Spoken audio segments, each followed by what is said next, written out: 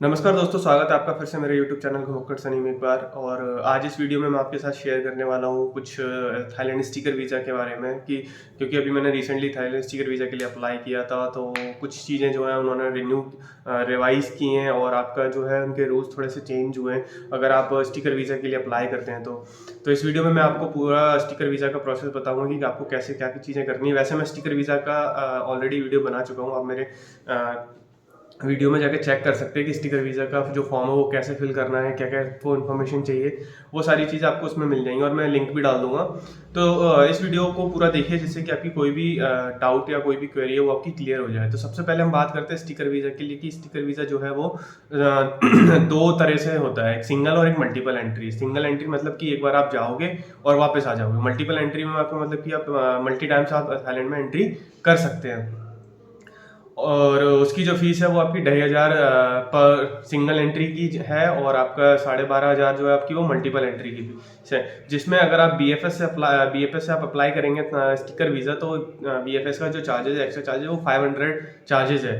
तो यानी कि टोटल आपको 3,000 पे करना पड़ेगा स्टिकर वीज़ा के लिए, जो कि सिंगल एंट्री होगी, टूरिस्ट वीज़ा, जिसमें आपको फॉर्म फिल करके लेके जाना है और उनका जो चेकलिस्ट होती है वो आपको सारी डिटेल्स मेंशन करनी है। आपका पासपोर्ट, आपकी रिटर्न टिकट, फोटो, आपका आपका होटल स्टे कि आप कहाँ स्टे कर रहे हैं। यहाँ पे उन्होंने एक चीज़ जो मैं आपको बताने वाला हूँ वो यहाँ पे क्या है कि पहले हम जब स्टिकर वीज़ा अप्लाई करते थे तो हम एक 1 डे की hotel booking confirm visa form में लगा के दे देते थे कि चलो फर्स्ट डे हम जहाँ स्टे कर रहे हैं वहाँ का हम अपनी बुकिंग प्रिंट निकलवा के हम सबमिट कर देते। बट अभी क्या है, थाई एम्बेसी ने क्या कर दिया है कि आपकी जितने दिन आप 7 डेज या 10 डेज या 12 डेज जितने भी दिन आप स्टे करने वाले हो तो आपको पूरी होटल बुकिंग आपको डे वाइज आपको अटैच करनी पड़ेगी आपके वीज़ा एप्लीकेशन फॉर्म के साथ। क्योंकि ये चीज़ मैंने पहले देखी, इससे पहले भी मैंने स्टिकर वीज़ा के लिए अप्लाई किया था तो वहाँ पे भी मैंने सिर्फ सिंगल डे की बुकिंग दिखाई थी और कोई प्रॉब्लम नहीं आई थी।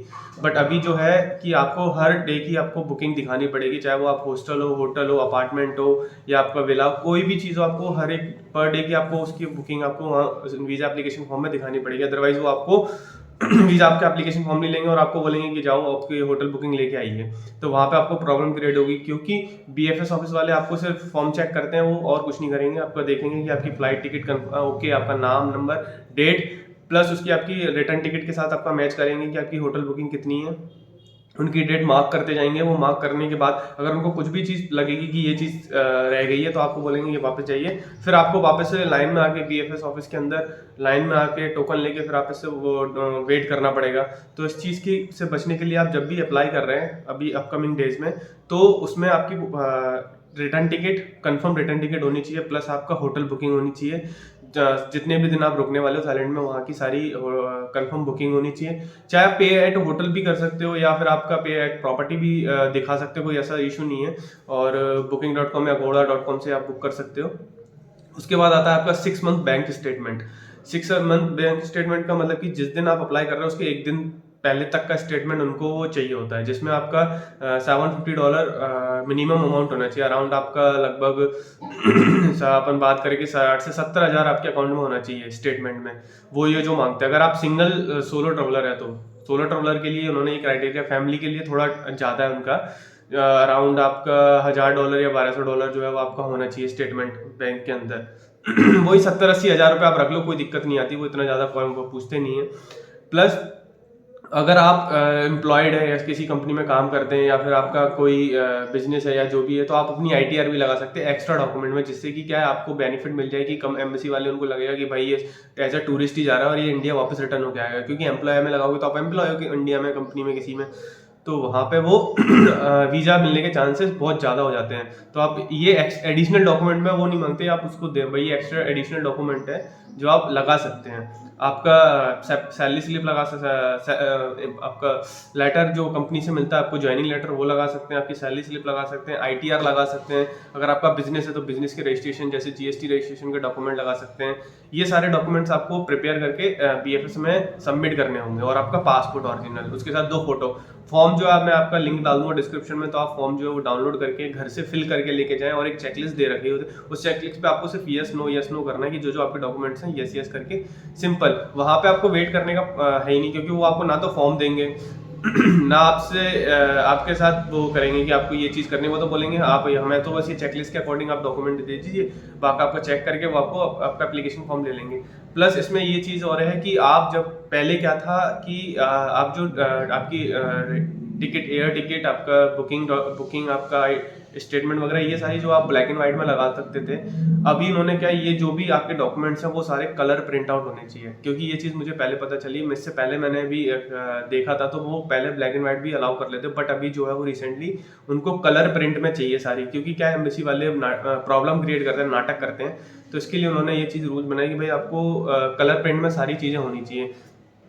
अभी मेरे कुछ एक दो व्यूअर्स तो उन्होंने मुझे बोला था कि हम फॉर्म भर रहे हैं तो उसमें हमें बीबी का नाम भी लिखना पड़ेगा, उसका अलग से फॉर्म भरना पड़ेगा या अलग से वीज़ा मिलेगा। तो मैंने वो तो उसमें क्या होता है कि जब आप फॉर्म फिल करते हो तो वहाँ पे एक नीचे का फॉर्म के अंदर ही मेंशन होता है कि अगर आपके साथ कोई चिल्ड्रन ट्रैवल कर रहा है तो उसका पासपोर्ट नंबर और उसका डेट ऑफ बर्थ और उसका नाम वो आपको मेंशन करना पड़ता है वहाँ पे। आपकी एक या दो बेबी होते हैं जो भी है, तो उसका फॉर्म आपको भरना पड़ेगा और उसका पासपोर्ट देना पड़ेगा, तो उसकी फीस भी आपको अलग से चार्ज करनी करेगी। ये हो गया आपका स्टिकर वीज़ा की डिटेल्स। प्लस अगर आप उसको कोरियर सर्विस यूज़ करना चाहते हो, जैसे कि आप अगर पॉसिबल नहीं है कि बीएफएस ऑफिस जा पाए, तो आपके नियर बाय जो भी ब्लू डार्ट का जो भी इनका बीएफएस से टाई अप है, तो आप उनकी साइट पर जाके चेक कर सकते हैं।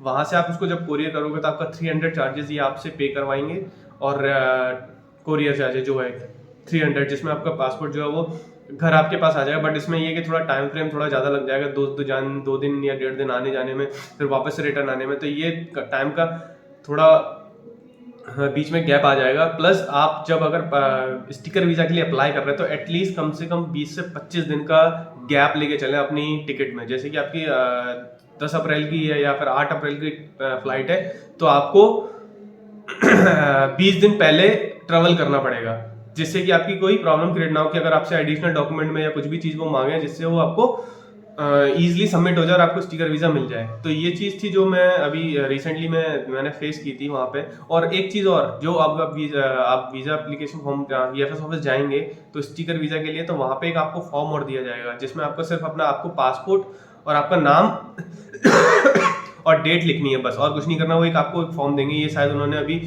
नई गाइडलाइन निकाली है, जिसमें उसमें वो शायद हो सकता है कि जो बीएफएस ऑफिस वाले एम्प्लॉय ऑफिसर हैं वो उस फॉर्म के अंदर आपकी डिटेल मेंशन करेंगे, आपकी आइटनरी, एक तरह से आइटनरी जैसा फॉर्म दिया था उन्होंने। तो उसमें बस आपको पासपोर्ट नंबर और आपकी डेट और आपका नाम लिख के उनको दे देना, बाकी ब्लैंक वो आपसे ब्लैंक पेपर ले लेंगे और वो आपको फिल जाने देंगे। और काउंटर भी थोड़ा बीएफएस का चेंज होगा, अगर आप दिल्ली ऑफिस में जा रहे हैं तो वहाँ पे भी चेंजिंग हो चुकी है थोड़ी बहुत। और थाईलैंड का जो है, अगर आप स्टिकर वीज़ा के लिए अप्लाई करते हो तो आपको कोई अपॉइंटमेंट लेने की ज़रूरत नहीं है, आप डायरेक्ट जा सकते हैं। आप उनको बोलेंगे कि क्या काम है, आपको बोला कि मैं थाईलैंड के लिए वीज़ा अप्लाई करना है, तो आपको कहीं भी नहीं, कोई नहीं रोकेगा, आप डायरेक्टली सीधा बिना अपॉइंटमेंट के जाएँ और वीज़ा अप्लाई कर सकते हैं। तो ये थी स्टिकर वीज़ा से रिलेटेड अपडेटेड। अगर आपको कोई भी डाउट है या कोई भी क्वेरी है तो आप मुझे कमेंट करके पूछ सकते हैं, या फिर आप मुझे इंस्टाग्राम पे मैसेज करके पूछ सकते हैं, मैं आपका तुरंत रिप्लाई कर दूंगा। और वीडियो को लाइक करें, सब्सक्राइब करें। चलिए